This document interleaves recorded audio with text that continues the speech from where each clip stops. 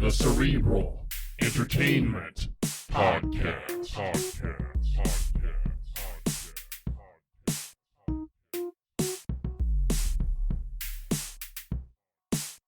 But coming back into everything, the training that you're doing, because that was all kind of leading up to why you're doing this leadership training, the actual training that you're doing, one of the bullet points was on confidence. And so you and I kind of discussed a little bit about, confidence and how to gain it. So let me ask you a question, put you on the spot, see if you can answer.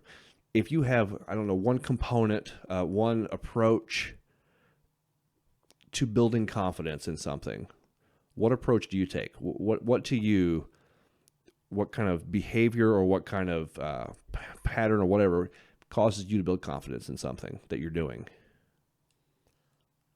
I'm not really sure how to answer the question. I guess my idea would be just doing something over and over again, repetitive to where you get comfortable. That's good. Doing something. That's good. When I thought about that question myself, the first word that came to my mind was persistence. Yeah. Exactly what you're saying. Yeah. You have to practice at it. Like you were saying with disc golf putting, practice, kind of makes perfect. I mean, it takes a lot of work, and chances are you'll never be perfect, but perfect really doesn't exist, right? Perfect is a path. It's not a destination, so you're just striving to achieve perfection, but that striving never ends. That path never, stops. Right. So I would say persistence is the number one thing that you need in order to gain confidence in something.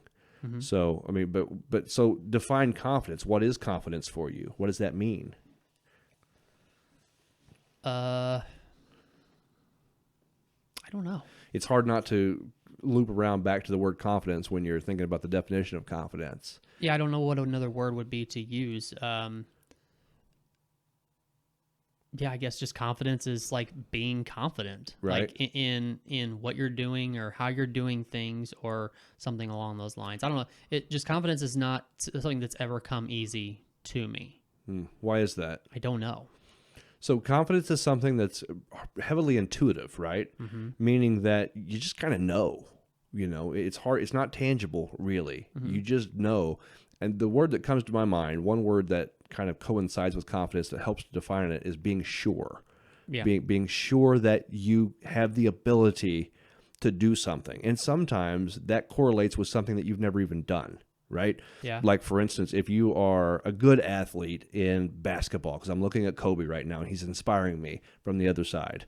I'm just saying, if like, say Michael Jordan, because he was so good at basketball, he felt like he could have a pretty good shot at baseball too, So that correlated into something that, not that he never played baseball, but it correlated into something that he wasn't doing day in, day out, because he was such a good athlete. He had that confidence in his athletic abilities. Right. And that can be the same thing if you're a good factory worker, right?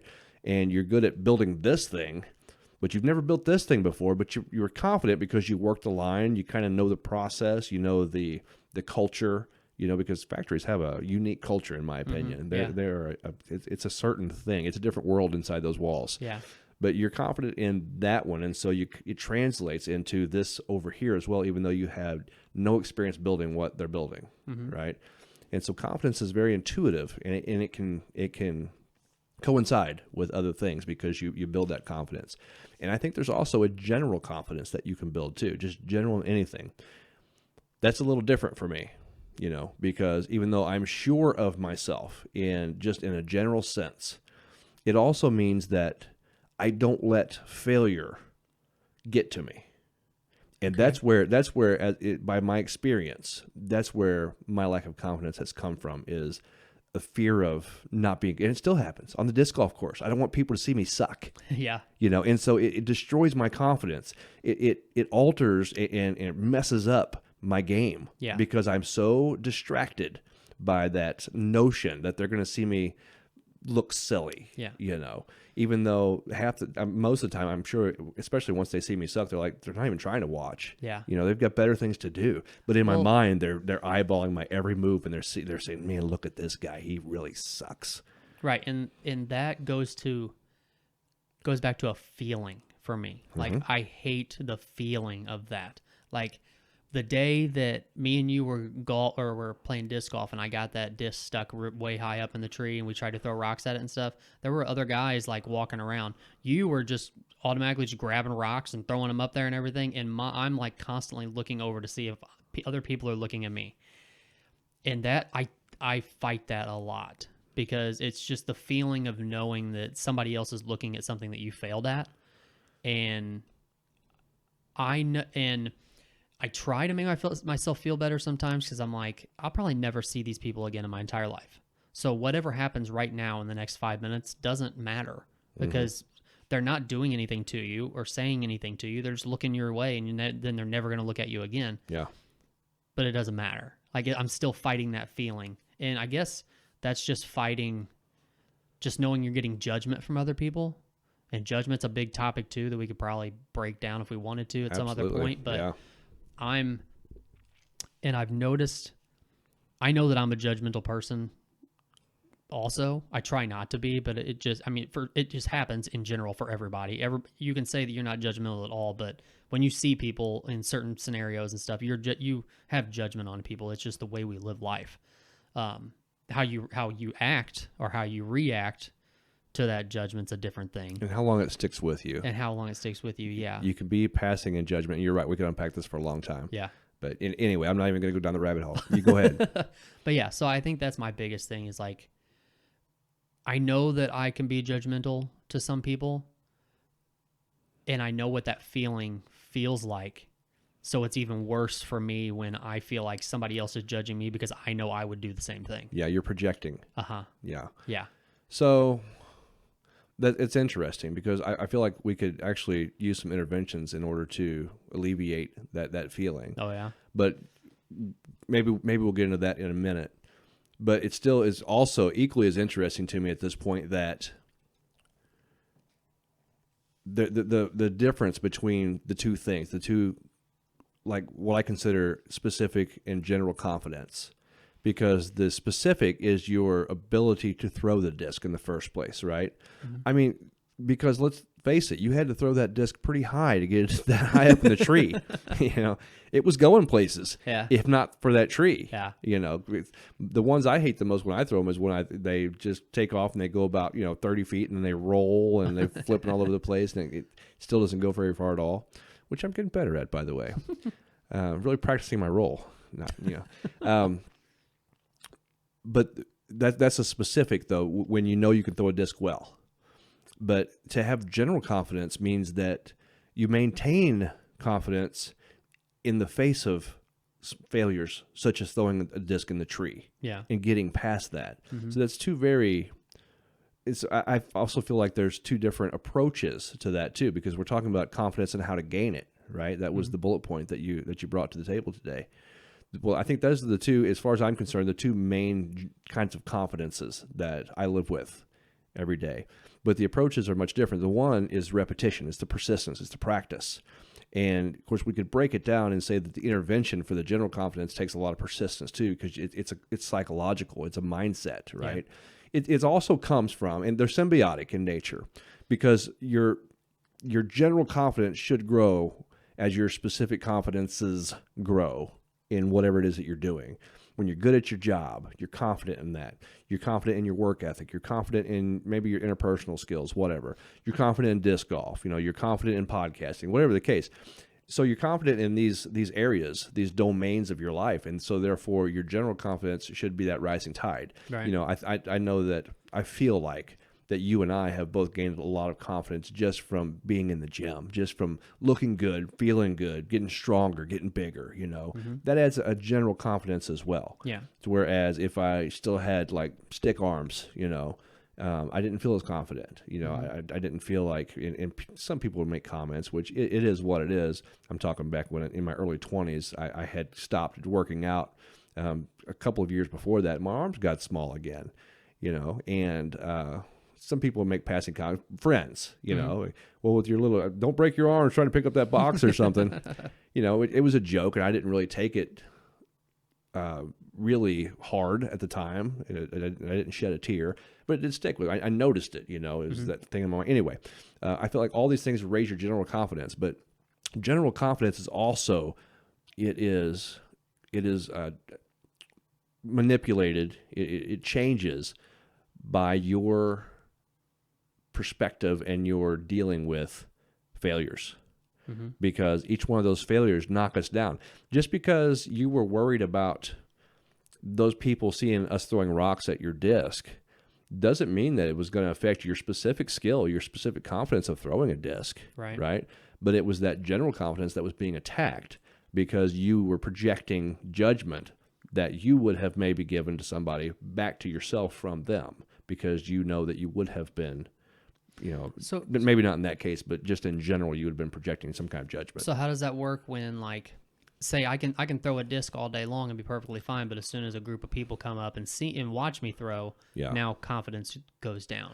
Is it the confidence goes down, or it's just you're worried about what other people's perception of you throwing is? That's a deep question, because I think it's, in part at least, probably in large part, performance anxiety, which I have greatly. In some, not in everything.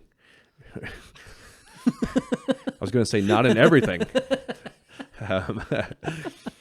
Performance anxiety, as in something that I don't have a lot of general confidence in, or specific confidence, I should say, in. Because I'm not very good at disc golf yet. I'm getting better and better. I birdied a hole, my first hole last time I was out. There you go. A 3-par, par 3, but. Because I know that I suck, and because I readily say that too, and it's something that I should work on as well, because I feel like being a loser. I'm honest. I'm not going to tell you that I'm good or anything like that when I'm not, and I don't really rail on myself per se, but you got to be careful about how you frame yourself, even when you're joking. I've heard people and seen writing, people who wrote things like that. You've got to be careful about being careful about yourself. You've got to treat yourself good, and that includes being your biggest cheerleader and cutting yourself some slack, so on and so forth. So I feel like because they're watching and I know I'm not good, it really gives me a lot of performance anxiety. Gotcha. When I played basketball in school, I was pretty good, and the competition was so fierce, and it was just like bam, bam. And I was the guy running up and down the court the whole time I was out there. I never stopped. I was the snowbird. When at the free throw line, I was at half court waiting, and I'd kind of inch my way up toward whoever was shooting the free throw, and then I would take off as soon as that second free throw, if it was a 2-shot free throw, I would take off, waiting for that. I had a lot of confidence. It didn't matter who was in the stands. It could have been 20,000 people there. I wouldn't have cared, right? Right. Disc golf, if there's one guy over there that's probably not even paying attention to me, it gives me performance anxiety. Yeah. You know what I'm saying? Yeah.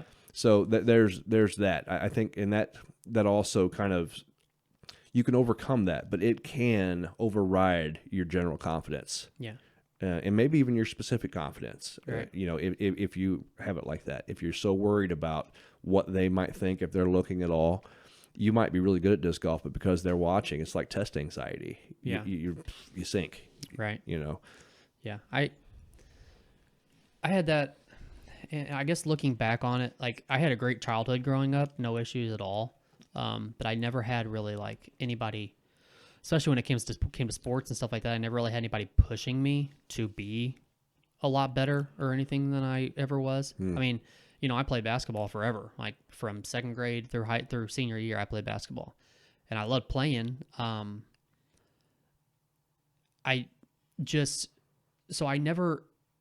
never really got yelled at growing up as a kid, like, ever. And I never, like I said, I didn't really have anybody really motivating or pushing me to be better or to practice every day. I just kind of did that on my own. And I'm not saying I was real great or anything, but I was a pretty decent player. Like I said, I never really had anybody yell at me. And I didn't really do well with that, like, in sports, like because that's a way coaches do a lot. Like, it's just the nature of the game.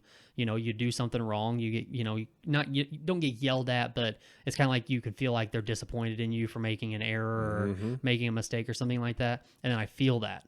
And that always, like, I feel like that was one thing, and it's inside my head, but that's one thing why I wasn't better than I could have been, I think, is because I always let shit get way too far in my head and couldn't dig my way out of it in certain situations, And, I can look back now at certain scenarios where I could have put in more work and I didn't. but I was also younger and I didn't know. I guess I didn't know I needed to put in all the extra work, so I was still trying to be a kid too, you know? Sure. So I don't know. I just see, I look back at the people who put in a fuckload more work than I did. Mm-hmm. And they were starters and I wasn't. And there was a reason for that because they did.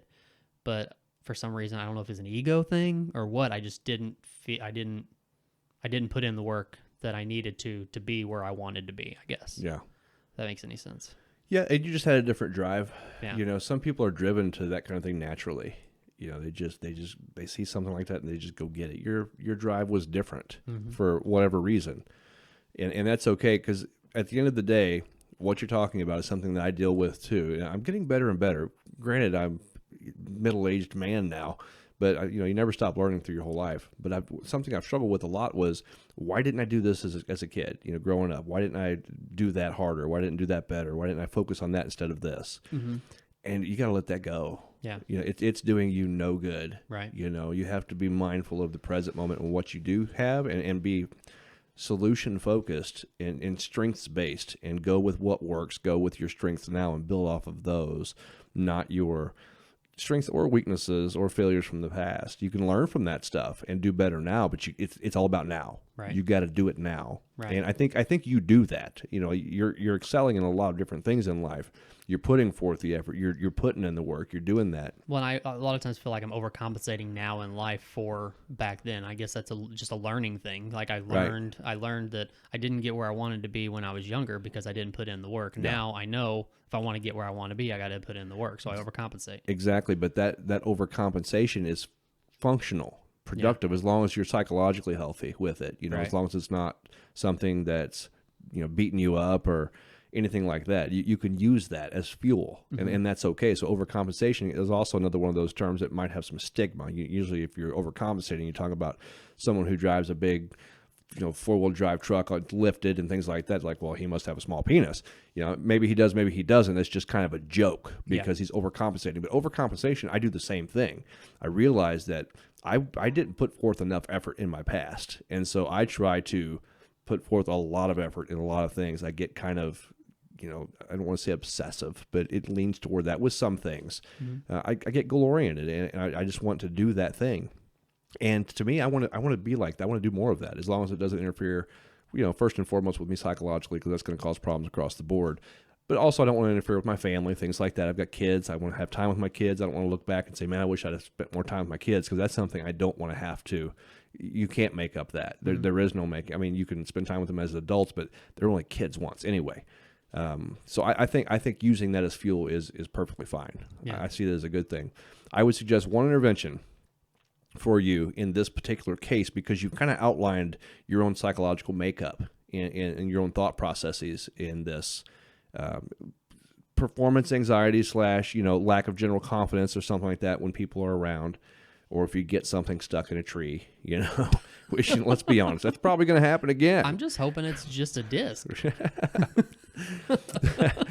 The one thing I'd recommend trying, because you related, and this is very, very intuitive of you, it's very insightful, you related your own judgmentalness as a source of the anxiety that you have, that you possess, because you project your own self onto them. And it's actually a very useful tool when you're trying to map out interpersonal relationships and even your own psychology. Because what I would suggest doing is work on your own judgmentalness. Yeah, I know. Because it's an indirect route, but if you could do that, you're going to care less about judgmentalness in general. Right. And if you can turn down that knob, you're likely to turn down the projection of judgmentalness, because who cares, right? Yeah. As a mental health practitioner, one might be surprised at how many times I say to clients, who cares? Yeah. Because I do. When it comes down to it, it's easier said than done, right? But when it comes down to it, and I'm careful with it, I'm pretty careful when I say it, but I tell them, I'm like, so you feel like somebody's watching, because I work with a lot of social anxiety, things like that. It's like, so what if they are? Then what? What's the worst possible thing that's going to happen to you? And then at some point in time, I'm like, so who cares? Right. If they think that you said something funny, or if your hair's a little messed up or something like that, and they notice it, what's going to happen? Is the world going to collapse? Are you going to die? Are you even going to remember it a year from now? Right. Then who cares? Yeah. You know, and to have that kind of, I've used this intervention on myself. I had to, because I was so socially anxious coming up as a kid, especially. Didn't really grow out of it until I got to college after high school. It's like, that's when I started saying, who cares? The wording might have been a little differently. I think it was more like, who gives a fuck? But anyway. So socially anxious as in like you just didn't want to talk to people or anything like that? I was so timid, so shy and quiet that it rubbed people the wrong way, caused them to want to pick on me because they were just trying to like get a rise out of me because I was just to myself. I was the quiet kid. Mm-hmm. And I think to some degree they were probably just trying to get me to react as they would with their friends or something like that. But I didn't know how to handle it. And so I ended up getting picked on and bullied a little bit. I had some bullying done at different times during my public school career. So it was hard. And I didn't have the wherewithal. I didn't have the insight to say who cares until later. Yeah. You know, I tried it in high school, but that just ended up blowing up in my face. It turned into bad grades and, you know, fights and things like that. So in college, I really learned how to hone in on who cares. And because I was able to utilize that, but I still didn't have it mastered. Don't get me wrong. It's been a long journey of who cares. Mm-hmm. And I'm still working on refining it, you know, because I still have some social anxiety. I'm hypersensitive about seeing myself mess up when I talk. Mm-hmm. And it bothers me, especially as a professional. Yeah. Not so much in a one-on-one conversation with a client or anything like that, because that's where my confidence is just, I'm pretty confident in that. Mm-hmm. But working with other entities, other professionals, things like that, when I mess up, if I'm giving a training or a speech or something like that, man, it sticks with me forever. And I'm learning ways to mitigate my reaction to those, what I consider failures, right. You know, to raise my general confidence. Well, something I caught, and I really honed in on it. I don't know if I ever really figured it out, but I was actually listening to Ryan Sickler's podcast at one point, The Honeydew, and he was talking about one thing in therapy that he was going over with his therapist is like he would formulate in his head scenarios or conflicts before those even happened. Like he would always be on his toes, wondering, like thinking, well, if this happens, what am I going to do here? What am I going to say here? What am I going to do here? When things hadn't even happened. Right. I do that too. I think I do that a lot, actually. Like I just wonder, like if I go talk to this person, how's this conversation going to go? What am I going to say? What am I going to do? And I think it goes back to a confidence thing because I'm not real confident in how the conversation is going to go or something like that. And I would rather have it planned out ahead of time than to be in the moment and just be like, bleh, bleh, bleh. Like not like just shit coming out of my mouth because I'm not, you know what I mean? Yeah. I do that a lot. And I know it's not a healthy thing to do, but in my brain, it kind of is because it's like, well, you're just ahead of the ball game or you know what I mean? Like you're ahead of the ball. Mm-hmm.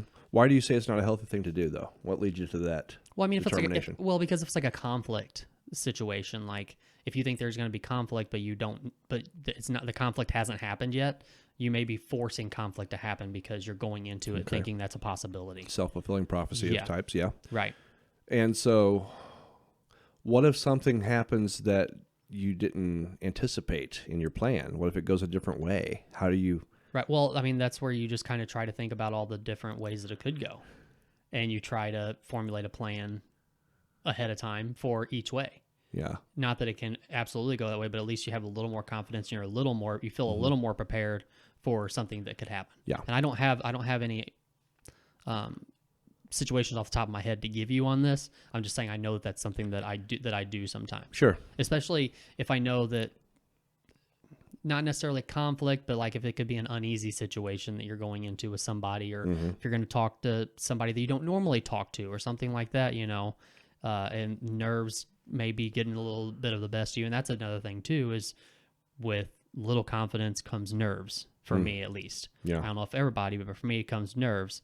If I start getting nerves, then all of a sudden I'm like, well, maybe I should figure out how the different ways that this could go, and think about ahead of time, because my brain works this way. Think about ahead of time. Well, at least this way you are a little more prepared. Yeah. Just in case. So maybe it's not necessarily a bad thing, but it it can be if you let it force you in the direction of the conflict that hasn't even been there yet, but you could be forcing it, not knowing it. Mm-hmm. And I'm not saying that can't be a useful tool, because I'll be honest with you, I do the same thing. Yeah. And I do it because I'll give you something semi-specific. When there's been a relationship issue and with a woman, and so I know I've got these valid points, right, of why I am now considered a jerk or whatever, right? But in the conversation, when the conversation comes up, I got nothing, and I feel like I've got nothing. And the points I do bring up, when I look back on them, they're kind of silly. Like they weren't. It wasn't the core reason why I am justifying my behavior, because I have solid reasons. So I make sure that I've got those solid reasons on hand, right? So I do that. But let me tell you 2 things that I could think of that might be pitfalls for always projecting that, because you can be consumed by that. It's like, so you're not spending any time in the present. You're not being mindful. Like you're using your life projecting or predicting things that may or may not happen, right? So I think it also, you should, if you're going to use that as a tool, you should limit that time. Get your bullet points, A, B, and C, mental bullet points, whatever. If you need to write them down, go ahead and have your little notepad and say, hey, if we're going to have this conflict, let me bring this up, and go bullet point to bullet point. But don't spend your life constantly predicting the future, especially revolving around conflict. Much of anything. I mean, even on good things, even if it's not conflict, if you're predicting, how am I going to, talk to this woman or talk to this during this interview or things like that, get it down, be confident in that, and then move on. Because your general confidence doesn't just rest on that one thing, man. It's this always moving dial. It's always going up or down. Hopefully, it's going up, or at least staying up here. I mean, sometimes it's going to be somewhat steady, but most of the time, it's depending on life situations, it's going to move at least a little bit, almost every day. At least in my experience, right? Mm-hmm. The other thing is that we are using what's known as a cognitive distortion, okay, and that's predicting the future. So I don't think that, in a sense, we are, at least. So it's predicting the future is a cognitive distortion, because we can't really predict the future. So you can use that tool to be prepared for the conversation, but you can't predict how it's going to go, right? And you can't predict that it's even going to happen, right? Mm-hmm. I think it's okay to be prepared for the potential, but once again, you can't let it consume you, because when you're using your brain for that, and I have trouble with this, I'm speaking of this through experience, not just education, but when you're constantly ruminating on either the past, the future, or potential future, whatever you're predicting the future, you're not using your brain for other things that are more productive. Right. We need to be using our brains in the current moment to be growing our confidence, both specific and general, in different ways. And doing relaxation. The more relaxed we are, and the less like maybe judgmental we are, the less anxious we are, things like that, our brains just tend to work better anyway. Yeah. Not that anxiety and judgment don't have their place. They both do. But something I was about to unpack earlier, I won't get into it, but how long that something that's anxiety provoking or judgmental, how long it sticks with us. Like if you say, wow, that person over there, they are out of shape. Okay, that's fine. Everybody kind of does that, even though we don't verbalize it, because we're not assholes. Some people do. They are assholes. But we don't do that. But don't let it stick with you. Yeah. It's a passing thing. Anxiety is actually a functional, healthy part of our psychological makeup, our physiological makeup. That fight, flight, or freeze response that we have is used to keep us alive. Right? The problem with anxiety is when it sticks, it doesn't go anywhere, and we get generalized anxiety to some degree, or we get anxious about something. Like me, if I'm anxious about somebody watching me on the disc golf course and they've already passed, I'm still carrying that anxiety with me for another couple, 2-3 holes. Right. It doesn't just go anywhere. If it's something that's major in my life, something I consider major, a relationship type of thing or something like that, dude, I'm carrying it days, weeks, months. That anxiety doesn't go anywhere in it. I've got to be careful about that, because at the end of the day, we have power over that. Everything starts with a thought. And that thought comes and goes. The anxiety should too, but what happens is we ruminate, we repeat those thoughts. We don't let them go. Right. We've got to have power over our minds in order to do that. And in order to gain confidence, it's the same thing. Right. And I think that I've always used, like I said, the one thing I do have confidence in is work ethic. I think I've always used that as my go-to as far as if I'm not confident in something, like even if I'm doing a job, I'm not confident in it, just fucking work. Like put in the extra work, because if you did something wrong at the end of the day, they're still going to see you working, like putting in hard work. Yeah. You know what I mean? So Good. that's always been my go-to. And I think that's a good thing, but I guess it could also be a bad thing. So I don't know. Everything can be a good thing and a bad thing, I guess, to some degree. Yeah. But no, you're right. And that's something I also grew into, was just putting in the work. Yeah. Like, even if I suck at it, they're going to see that I'm trying. So they're going to put in a little more effort to try to get me to help me to do a good job. Yeah. Whereas, when I was younger, if I wasn't confident in something, I would just slack, and I'd go slow, and I'd be like, forget this job. This is stupid, and complain. And I just had a bad attitude about things. And I learned as I got older, it's like, hey, this is something that you should be proud of. Like, whatever you're building or whatever you're doing, every product or every service that you provide, it reflects you as a person to some degree. Right. So I want to be proud of my work, and not so I can be boastful, but so I can feel confident, and so I can, it just enhances life to have that kind of perspective, in my opinion. Yeah. So you said anxiety like sticks with you, and I understand that it just starts with a thought, but how do you just try to push your mind to other things? How do you get rid of a sticking anxiety? Yeah, you have to redirect your thoughts. And, Gotcha. and with something that sticks with you, like, I'll go back to relationship issues. You've got to catch yourself when you're starting to go down that rabbit hole again in your thoughts, because anxiety doesn't just come out of nowhere. Now there are, this is not a universal statement. Some people just have a generalized anxiety, and that could be possibly the result of a chemical imbalance. It's usually because it could be, the response to trauma, something like that.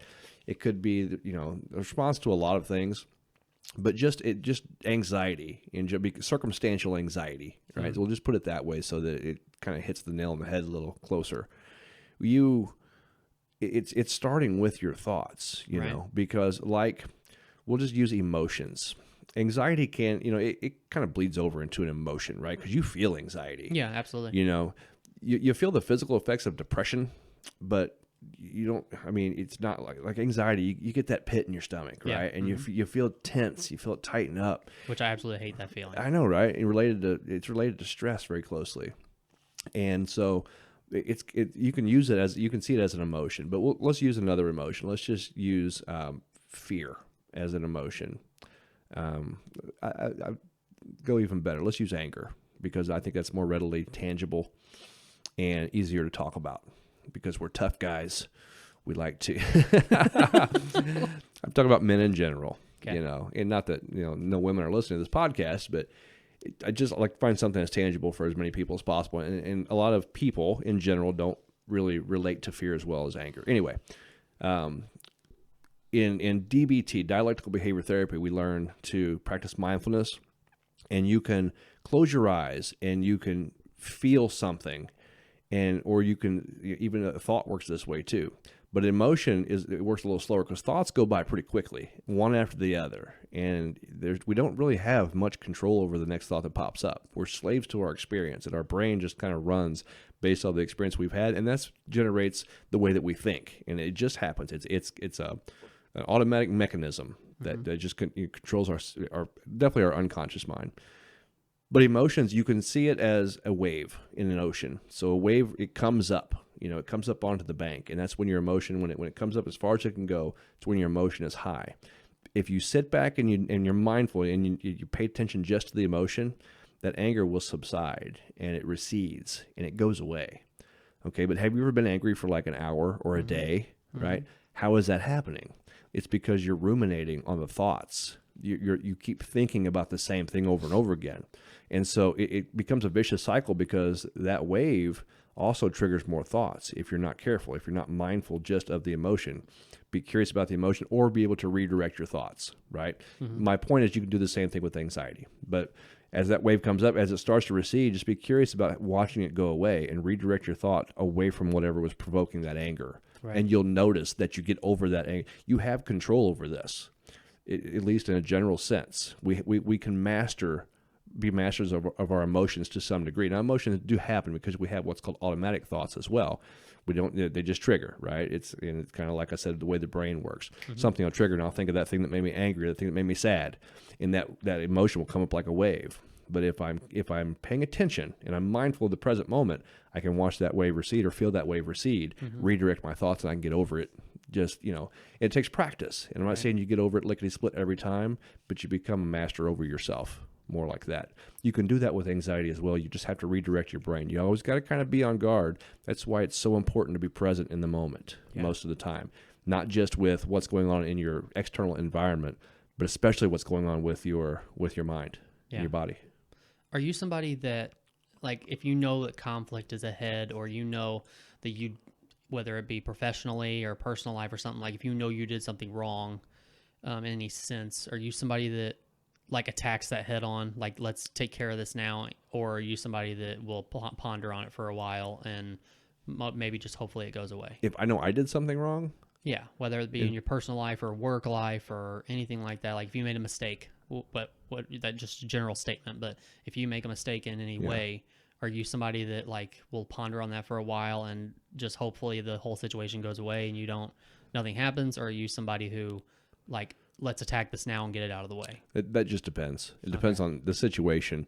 There are a lot of different factors here. Like my daddy always told me, when you know there's a problem, you face it head on. Yeah. Don't beat around the bush. Just get it done. Get it over with. Right. Because, and there's a post that I posted not too long ago. It says we suffer more in imagination than we do in reality. Right.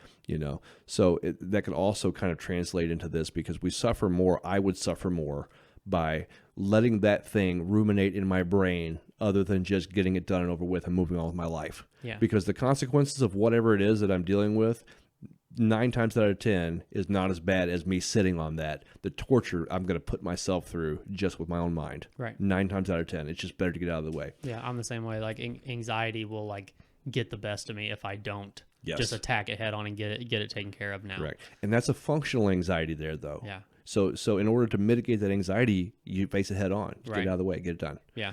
Another thing that might be come into play there is whether or not I feel like I need to be accountable for that thing. Like if it's a mistake where I feel like not just anxiety, but maybe guilt, right? I don't want to carry that guilt. And I'm still guilty of whatever mistake that I made. But if I go and I make whatever amends I can, then I'm more likely to be able to let that go. Right. And so that's also important, whether or not there's an accountability factor there. But I can't say it's universal, because in some instances, I probably... If I feel like it kind of goes back to one of the AA steps. I don't remember which. I'm not an AA professional or anything, but one of them talks about making amends. As long as making amends doesn't cause further harm. And I didn't necessarily get that philosophy from AA, because I have worked with people who have are highly closely associated with AA, but when I heard that step, I got it. I felt that. It got me right here, because I was like, I get that, because I've kind of always been that way. If for me to go approach something actually causes more harm than it does good, I'll leave it alone. So, like, do you have an example you can give on that? What do you mean by that? Probably not specifically, but let me just try and generalize a little bit. If I made a mistake and said something maybe hurtful to someone, or did something that was hurtful, and I want to go say that I'm sorry to them because I feel like I need to be accountable there. But I'm pretty sure that even me being there, my presence or whatever, or bringing up that thing that caused that person pain, like in past relationships, I've done this. I caused somebody a lot of pain. I was a real jerk. And the way that, it wasn't just that I broke up, the way that I did things was absolutely terrible, right? And I still have some measure of guilt for that, even though I've made amends more recently, so that's good. But for years and years, I didn't. And so that was just, it stuck with it. It actually caused me to be kind of cold, because I didn't sit around and think about the guilt all the time. I had to turn it off. And so you lose a part of yourself when you do that. Anyway, I felt like back then, me going to apologize was just going to bring that thing up and quite potentially cause more harm than it would be good. You know what I'm saying? To bring up something like that, or to bring up a circumstance that happened, or anything that the person even just seeing your face. And there are a lot more examples I'm sure I could bring up, but that's the most tangible for me right now. Gotcha. Okay. So sometimes it is best just to walk away and make peace with yourself, because at the end of the day, I'm not saying that I am always falling on my sword for other people, but in a lot of instances I'll carry the guilt, as long as it means that they don't have to. I don't make them suffer any more than I already did. Right. Or make them suffer at all, even if it wasn't my thing. Right. And there are other instances in my life where that's happened. I just kind of left it alone because I pondered it. I thought, you know what, man, if I brought that up, I don't even know how I would do it. Right. Because there's some that I've never made amends for, but I'm at peace with it now more than ever. Yeah. Because of my conclusion. Yeah. And every time you probably understand that they're not thinking about it anymore either. So why bring it up again? So why bring it up again when it's, I mean, they may, if they ever think about you again, when they do, they may think, hey, that guy's a jerk, but you make amends with yourself that you're a jerk. Yeah. Or you were a jerk at that time and you learn from that experience and move forward with it. And you know what? A different relationship, but also a past relationship of mine. I've had a lot of relationship problems, dude. I'm not very good at this. I'm not very good at the whole relationship thing. But, that's a big shock. But in another relationship, after the breakup, we tried to stay in communication and be friends again. But I kept bringing up, man, I was such a jerk. This happened. I can't believe I did that. And she was like, you know what? I remember the good stuff. All I was doing was bringing up shit that I was carrying on me, with me. Right. She had already let go. I was reminding her of it. It's like, here, remember this thing that really hurt and caused you to cry? And I kept bringing up the bad stuff. And she's like, I didn't even remember that. It's like, and she kept bringing up the good stuff that happened. And it really highlighted my negative perspective on things. And I still carry that with me today. I tend to highlight the negative, man. It's just a natural thing that I'm still trying to work on to be better at, and I'm trying, but I don't know why my brain works that way. I know I can have more of a depressive personality if I'm not careful with myself and with my circumstance, because I just easily devolve into that because of the instinct, the impulse for me to go to the negative when there was a positive right next to it. And the positive was awesome. Yeah. But it's downgraded because of that negative that my brain highlights. Right. And it's hard to work with, man. I think there's people out there too that can be like the most optimistic people ever, but can still be carrying like guilt and stuff like that. But they've learned how to not show that to other people. So it's almost like a game, I guess. Like just because I'm feeling this inside, I'm going to counteract that by making everybody else around me feel like everything's great, or be extremely optimistic to people, even though I'm pessimistic inside. I don't know that. I guess you got to find an even balance with that too. Yeah. Well, if that's more like a flex. That's more like them, not being genuine in a sense, I guess, with their true self. But I think other people really they're able to let the negative go and focus on the positive. And it's a coping mechanism, but it's very productive. Yeah. It's very healthy, because they're actually literally able, even though they might be able to recollect on an intellectual level that thing that happened, as a memory. They don't let it impact them emotionally, Well, I mean, there's a lot of people too. Like we both know a lot of pessimistic people who are just like everything is, complaining and griping, and they see the worst in every situation and stuff. And I do that sometimes too, but I normally just think about it. I don't normally say it out loud to people. Yeah. But there's people that I've worked with in the past and stuff like that. Just every day it's something's wrong here, something's wrong there, this, that, and the other. And I'm just like, how do you do this? And I'm like, oh, you just say it. I don't. Like I think a lot of the same things that you do, but I just keep them in my head. Gotcha. And judge other people. Yeah. Instead of telling everybody that I judge other people, or that, just letting your judgments be known. Yeah. It's interesting though, because I really don't judge people. I don't walk around really very often and say, man, that guy's fat, or man, that girl's ugly or something. I just don't do that. I don't even notice. And sometimes I feel like I'm not as observant as I should be because I don't notice these things. Like someone would say, "Did you see that giant mole on that?" No, I didn't. I really didn't. And See, so, I'm the absolute opposite of that, but it's normally just a single thought that I've let that I don't know how to not let happen. You know what I mean? Like, Sure. if there's an obese person, of course, like I see them in my head, it's like, oh, that guy's really big, but then the thought goes away, and then I just keep on moving. yeah. Right now, I don't know if that's considered judgment or not. I mean, it kind of is, but it's also like just an observation of something or of somebody. You know, that person's really ugly. Okay, that's my thought. That was a thought. Now it's gone. Yeah. It's over with. I've moved on.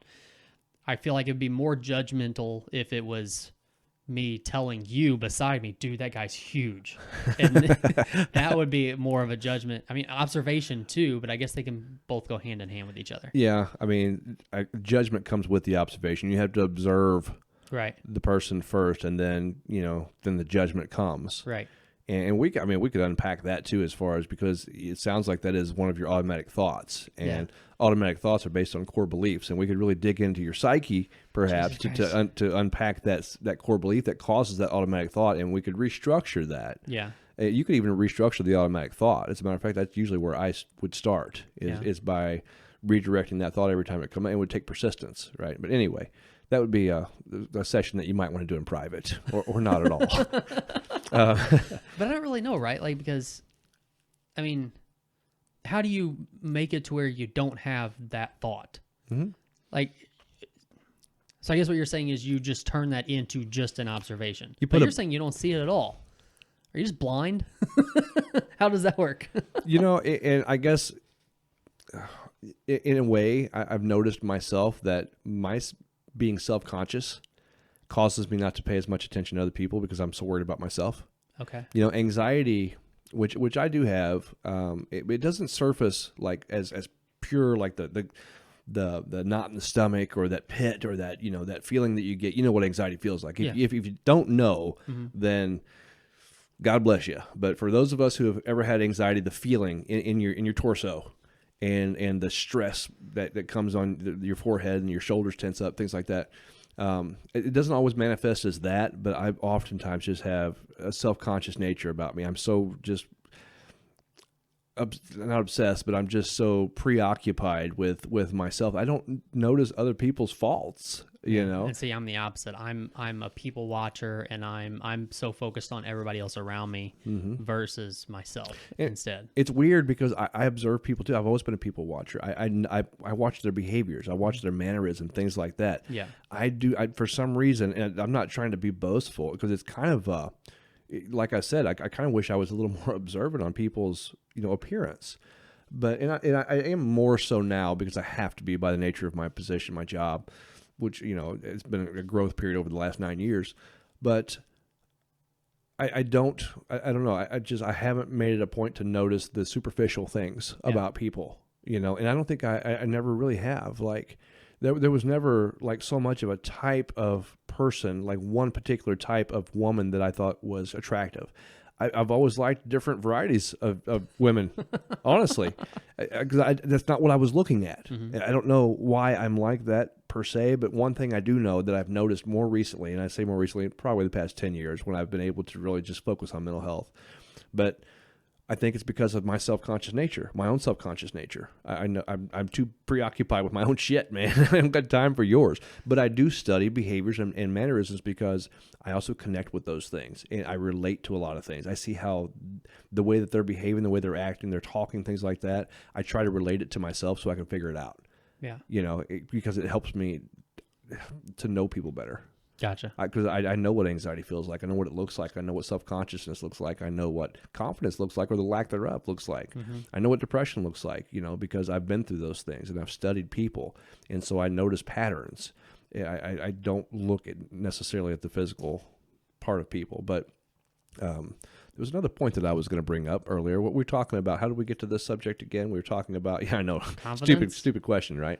More recently, we were talking about being judgmental, and I was going down a rabbit hole, and now I've lost it. So And I guess the last thing that I think about, like I do, even though I'm outside of my head a lot, looking and observing other people, I'm inside my head a lot too, like thinking about different things, and like anxiety hits me about certain things that I don't want to be, like it being hypocritical. Like the thought of me being hypocritical drives me nuts. Like I've noticed that I fight myself on speaking in absolutes a lot. Like I will speak in, instead of saying this is absolute fact when I talk, it's more about, oh, this could be this way, or this could be this way, versus just saying this is absolutely how the way it is. Because I know that if something happens and that's not the exact way it is, now I'm hypocritical because I said that. Maybe hypocritical is not the word I'm thinking or I'm looking for. I don't know, but in general, I try not to speak in absolutes, because I know people who do, and it drives me nuts because they don't necessarily know what they're talking about. Yeah. And I think social media has a big thing to do with that too, because you see a lot of people that go on social media and it's like, this is absolutely how it is, and you guys should be following this, and you should be doing this. And then 2 days later, we find out that's exactly not how it is. Like you were just talking out of your ass, so you don't know. Yeah. And I don't want people to be able to come back on me and say you were wrong. I would just rather not be wrong and just give my opinion, or say it could be this way or it could be that way. Yeah. You know what I'm saying? Absolutely. And I don't know that I should be doing that. I don't know that I should technically be putting myself through such, I guess, hardships in my brain by thinking about this shit and doing the shit this way. But it's an anxiety thing. It really is. Well, I mean, it's okay to mitigate anxiety, to diffuse things that might cause more anxiety. Yeah. So, but I mean, I don't know how much, brain power you're putting into it. It should kind of become a habit to use I statements, to use the term like, this works for me, that phrase, or a phrase like potentially, or from my experience. I think those things. Well, I noticed like certain terms that I have somehow just started using at certain times in my life. Like I'll say in my head a lot. You'll hear me on this podcast say, in my head, this is how this works, or in my head, this is how things are done, or whatever. Yeah. Versus saying that's how it's supposed to be done. Yeah. It's like, no, in my head, this is how this works. Yeah. So it portrays that I'm saying I don't know exactly how it works, but to me, that's how it works. Yeah. So I don't like absolutes, not for myself. If other people use it, whatever. Because I've got my own thoughts about being hypocritical too, and I think we probably explored that before on previous episodes and off of podcasts. And I mean, we just talk about your downfalls all the time. Really. Well, yeah, but it's not really my downfall. Not this one, because I'm not. I don't see things. I don't really see hypocritical as a thing. Okay. I see that people either do good things, or they make mistakes, and they try to do better. Hopefully. A hypocrite is someone who, to me, is blatantly trying to be deceiving. That I could define as a hypocrite. But other times, I don't see it as being a hypocrite. So so basically saying one thing but doing another, you don't see that as hypocritical necessarily. You see it as making a mistake. Okay, so here's a scenario. My favorite one I like to use. If I take off and I run head first into that wall as hard as I can. You're going to owe me for drywall. That too, but then I turn around and I tell you, don't do that. Don't run into that wall. Am I being a hypocrite? Because I just did it, and I told you not to do it. If I go out and I smoke crack, all right, okay. and my life all goes downhill, and I'm living on the streets, things like that, and as I'm smoking crack, I tell you, don't smoke crack. It's wrong. It's bad for you. Am I a hypocrite? Because the thing that I'm saying, see, what happens is we get distracted by what is actually good or not, and we try to judge the person based off of what they said versus what they do. So I wouldn't say it's necessarily, if you do something and then you tell the person not to do it, I don't necessarily think that means, or wait, no. Okay, so you said like you ran your head into the wall, right? Mm-hmm. Now you're telling a person not to do that, right? But you just did it, right? And they might say, "Well, what a hypocrite!" So I wouldn't say that's hypocritical. I would say that you just learned a lesson that wall's hard. What if I do it again and tell you not to do it? I don't know. And it's. I guess it would have to be the reverse for me to be hypocritical. So you would have to have said, "Do not run into that wall," and then you go do it. Yeah. Okay. Versus instead doing it and then telling somebody not to do it. Okay, so let's say that. It's a good point. So what if I run into that wall first, then I turn around, or I tell you first. Yeah. don't do it. Do not do that. And then I do it. Okay. I'm then a hypocrite. I think the only way, I don't know. See, my point is the whole concept of being hypocritical is that it takes away from whether or not it's actually a good idea to run into the wall. Right. Who cares, right? Don't do it because the idea is still solid. You shouldn't run your head first into the wall. Okay, let's relate to something else, something that's easily to direct toward hypocrisy. So let's say I won't pick on anyone in particular. I guess I will. Jimmy Swaggart. I don't know if you know who he is. I know the name. He was a preacher. This happened, I think, before you were born even. But he was a televangelist, big-time preacher, and he had a huge following, my family included. You know, they thought he was the stuff, right? And he was a good preacher. He'd said a lot of good things, you know, and done a lot of good things. Well, he got caught, you know, cohorting or whatever with a hooker, right? Okay. Big scandal. Look at this hypocrite. This guy, man of God, supposedly, preacher, big time, telling everybody to do this, do that, but yet he got caught with a hooker, right? So he's a big hypocrite. My problem is this. He made a mistake. He did. And even after that mistake, he was out of the picture for a long time after that because, you know, obviously it was a huge mistake for him because he had so much exposure. But the ideas, if you follow those ideas, if you follow Christianity and those ideas, because he made the mistake, does that mean all the ideas and all the things that he did good, was it completely just, you know, worthless at that point in time? Right. I don't believe so. I don't believe so. And that goes not just for someone with a lot of exposure. I think it goes for everyday stuff. You know, it goes back to, you know, if, like, you go back to the kids too. Like, if I tell my kids, you know, don't do this, don't have premarital sex. But Dad, you did. Okay, but that still doesn't mean it's still a good idea not to do it. And because I've got points A, B, and C. But if we get stuck on that concept of hypocrisy, then we stop listening to the actual points of the validity of why this is either a good idea or a bad idea. Right. You know, so the whole hypocrisy thing to me is a trap. It's a trick. It's a distraction. And I don't look for hypocrites. I look for whether or not the idea is solid. If it's a solid idea, I care less what that individual does. And I know we talk about that one guy at the gym, right? The guy who just doesn't look like a trainer, but he's training people. Uh-huh. You know, maybe that's a little loosely associated because it just doesn't look like he plays the part.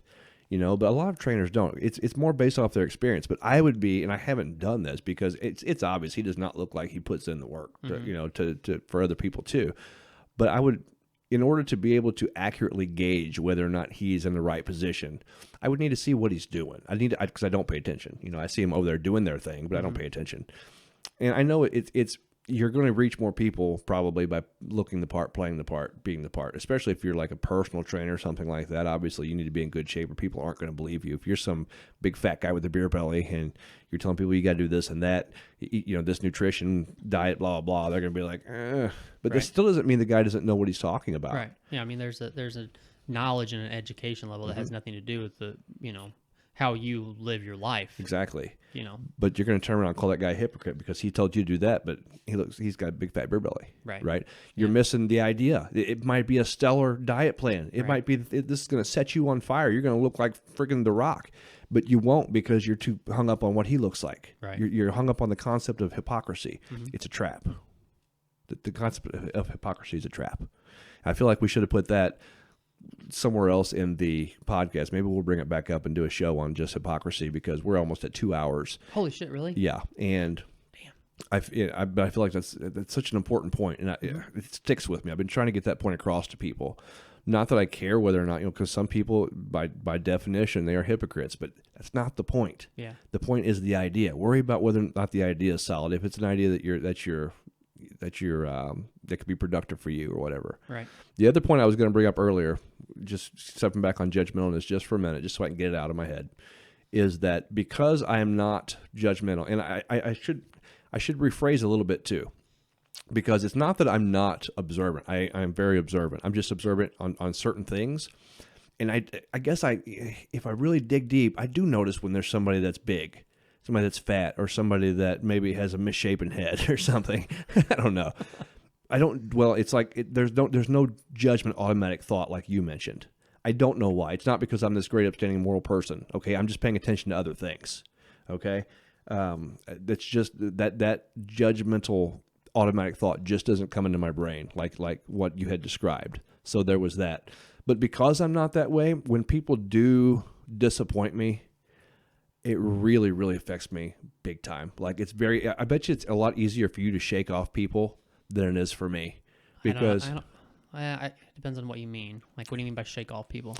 Like someone who is an asshole. Okay. I think maybe it seems like maybe you can shake them off because you're like, well, you're already ugly. I already judged you for that, so fuck you.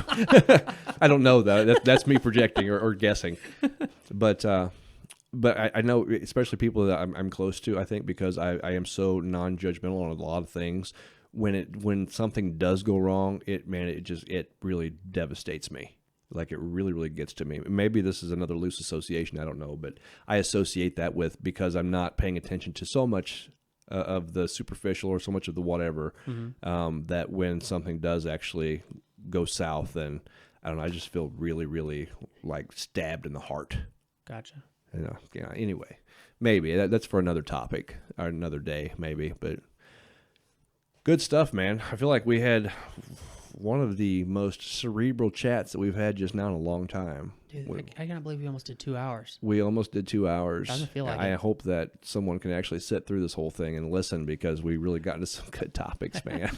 Because I enjoyed today a lot, and I know I kind of talked a lot as well, but That's all good. These were important points to me. Yeah. Very important to me. It's stuff I spent a lot of time thinking about. Yeah. And we just kind of gravitated toward them. So anyway. Cool. Good stuff, man. Yeah. Peace out. Be easy, Stevie.